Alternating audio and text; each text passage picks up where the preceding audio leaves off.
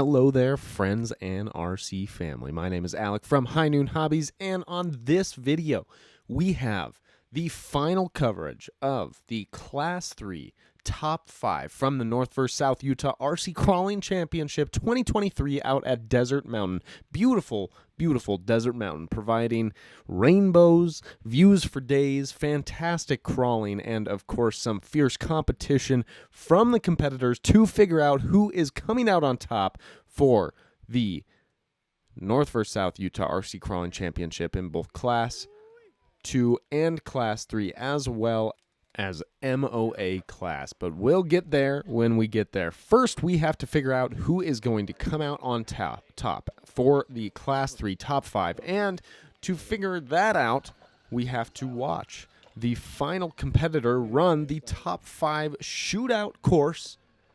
So, who is that competitor, you may ask? Well, it isn't Cameron. We've already watched Cameron. It isn't myself, of course. I don't know why you would have thought it could have been me, but I did have a fun time running these courses after the competitors. And if you want to watch my attempt at running through these courses, you certainly can. Just let me know in the comments section down below that you want to see the kind of everyday man's run through these more difficult courses, so that you can see what it takes to truly be a competitor such as these guys in these very tough situations. But we have the pleasure of watching Dustin from D's company representing the North as well in the Rusty Bucket, as he so lovingly refers to this vehicle. This is a Capra, a modified Capra chassis, if you couldn't tell, and quite impressive that this gentleman was able to make it into the top 5 just running a Rusty Bucket built out of a Capra. Quite impressive indeed. So let's see how he stacks up to the competition we've seen so far. And is it going to change what we've seen? Is he going to end up on top, on the bottom, somewhere in the middle? Logan and I are here to find out, film it, and bring it to you so that you can enjoy it from the comfort of your own home. If you enjoy or appreciate our efforts, make sure to go ahead and check out Logan from West Desert Wheeler on YouTube as well. I'll link to his channel down in the description. I certainly recommend you check him out if you haven't. If you like my content, there's a high probability that you'll like his. Again, no news is good news so far. Hitting the bonus early, that means that is the first time we have seen a negative score on this course. Certainly fun to see that. Let's see if he can clench it and hold on to that negative score, or if things are going to change throughout the rest of the course. We've certainly seen this course punish other competitors. What is going to happen to the good old Rusty Bucket? The slow and steady approach. Very impressive, Dustin. Getting all the way up around that section there without falling down into the pit. That has exposed other competitors in this top 5 to the potential, not that it happened to everyone, but the potential for an upright to be necessary. And if we can avoid any situations where that potential could arise, we want to, right? That's the point of this competition, eliminating variables as much as possible and using that skill to find the rest of the luck, right? Showing just a little bit of difficulty through the side hill, but making it through without too much problem whatsoever. A nice slow crawl just at the end there. Looked a little less composed than you might have wanted to see. And unfortunately, where Gate 5 did not end up being the problem, Gate 6 did, and taking a little tumble down the hill after hitting Gate 6. Quite unfortunate. We're going to have to take a +10 for the gate and a +5 for the upright. That whole situation costing Dustin 15 points, but he did already hit that lower bonus, so that's leaving him at a +5 currently. Still plenty of course left to happen.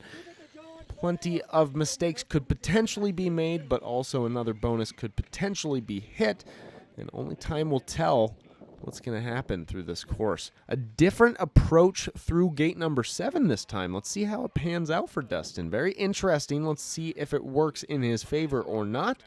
You know, making that gate look easier than other competitors. I think the cross situation there was actually potentially advantageous versus trying to hit that bonus or hit that gate straight down. Now, we've got bonus on the mind. Let's see if Dustin goes for the upper bonus. All I'm saying is Cameron didn't listen about the winch thing. He could listen and get it. Or you could use dig. You got dig? No. And it looks like he is lining up for this upper bonus. Let's see how it works out for him in the good old rusty bucket. This has gotten out of hand for more than one competitor. And we already saw some difficulty with tough breakovers on number 6. And just as I say that, sliding down on the tough breakover, you know, having just a little bit of a belly out, and then that led to that side hill just taking him for a ride. Having to incur a 10-point penalty for hitting the bonus gate and a 5-point penalty for yet another upright. Quite an unfortunate series of events there right towards the end of the course, but not the first time we've seen difficulties like that arise. Now, this is also a tough spot to be in, right? He fell down off of that bonus gate. Now we've got to try to get back up above gate number 8 so he can hit gate number 8, or rather not hit it. He can clean gate number 8 and get on over to gate number 9. Going up and over the top section. I think that was the right move. Getting behind the truck so we can see what's going on here, and has the best orientation for reaction timing. Keeping that lower, or that rear axle low as long as he can, knowing he's working with a little bit of a disadvantage with the full cage weight up above on that side hill. A nice little blip, getting him up there without any problem.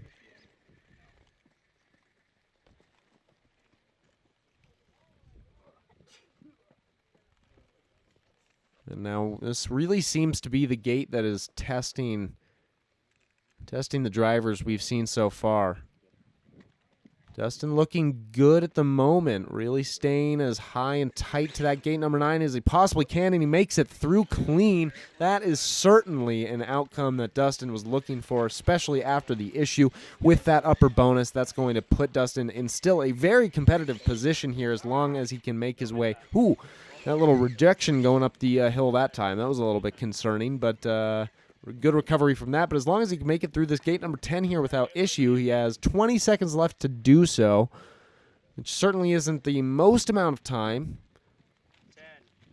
He's definitely going to have to hurry himself through here, and it looks like we are running short.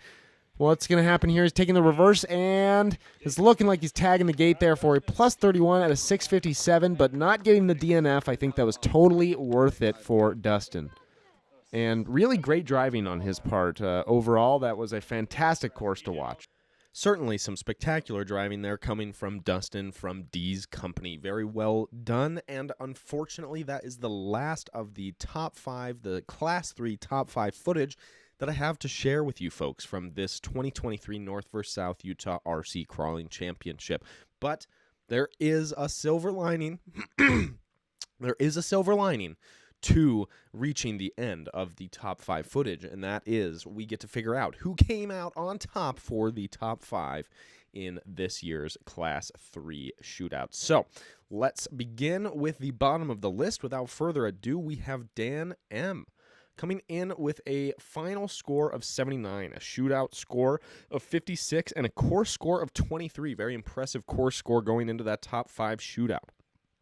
Certainly a driver who has proven himself throughout this season and even made it into the Class 2 finals as well. We saw him in the top 5 for the Class 2, putting on a show in that class as well. Certainly a competitor to look out for in the future seasons if he continues to participate. Dan is quite the driver and quite the builder as well, certainly proving his talents in both arenas this season. Coming in on 4th place, Just at the crest of the top 3 podium finishes, we have Dustin from D's Company. A course score of a 2, absolutely fantastic course score. A shootout score of 40, leading himself or ending himself up with a 42 for his final score. A very respectable score, and just overall a fantastic performance this season, especially in Class 3, rocking a Capra, just a straight Capra body, and doing fantastically. So very well done, Dustin. Obviously always one of those competitors we look out for. We love to watch him on the course. A spectacular driver, and he has proven himself in past seasons, and this season no different. Although the competition has gotten fierce, it'll certainly be interesting to see whether or not Dustin continues to end up in that top 5 category, and if he can clench one of those podium spots next season. I certainly know that he will be another driver that we'll want to look out for. All right.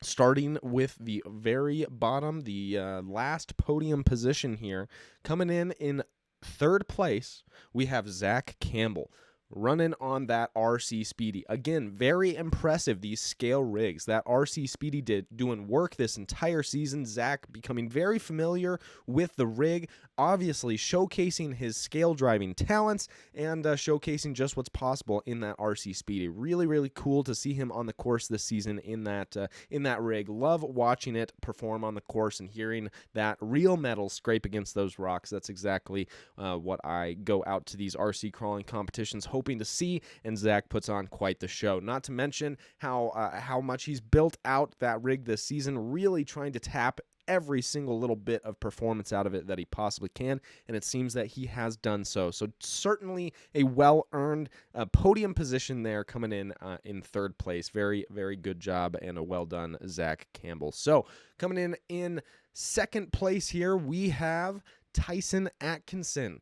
Tyson Atkinson starting off before the shootout with a -2 course score, coming out of the shootout with a 25 from the shootout, finishing off with a 23 overall. Tyson, another one of those competitors that has really proven himself last season and this season as a competitor that cares to find the best build and tap the most performance out of that build, as well as really putting in time on the rocks. Tyson makes it out with Logan fairly regularly, and so I know that he has been picking up a lot of driving skill just from spending that much time on the rocks, and it certainly shows, not only with Logan but also with Preston, his brother. Just those Atkinson brothers are certainly a pair to look out for, especially going into next season. I'm going to imagine they're going to be hungry for some more podium positions next season, so we're going to have to watch out for them, but they did a fantastic job this season. Really, really well earned there, and great job, Tyson, for that 2nd place, which leads us to the final position, the top number 1 competitor in Class 3 this season. We already know it's Cameron. Cameron came into the shootout with a 8 on his course score. His shootout score a -9. Leading him with a final score of a -1. Very, very great driving, Cameron. Excellent performance this season. It's funny, last season I remember Cameron talking about the fact that he didn't want to get into Class 3. It just really didn't seem like his cup of tea, and obviously he has changed his mind there, and not only changed it, but changed it for the better, coming out on top in Class 3 this season. Very, very well earned as well. Cameron spends a ton of time tuning his rigs, driving, practicing, and it shows, man. It really does show. He picks a class that he wants to compete in, this year Class 3, and look at what happens, man. When he sets his mind to it, it really impresses everyone, and he is just an incredible driver to watch, as well as cool to see all of the progress throughout the season, dialing in his rig, and really showed at the end there just how important it is to have that kind of focus to end up on the top. But great job from all of these drivers, folks. That's all I've got in this Class 3 top 5. I hope that you all enjoyed. If you did, or if you have any ideas for future videos, things that you want to see from this commentary, anything like that, leave it down in the comment section down below. I definitely want to hear your opinions, and just let me know what you thought about the driving this season. I thought that the competition was fierce, certainly harder than it was last season, and that makes me even more excited for next season to see just how competitive it's going to be. But we're not done with our coverage yet, folks. Make sure to tune in next week on Friday for yet another High Noon Hobby upload. More coverage from the North vs. South 2023 North vs. South Utah RC Crawling Championship will be coming your way. I appreciate you all joining me here. I hope you enjoy some scale trails, maybe some hard lines in the meantime, but we'll see you very soon. And all right, cheers.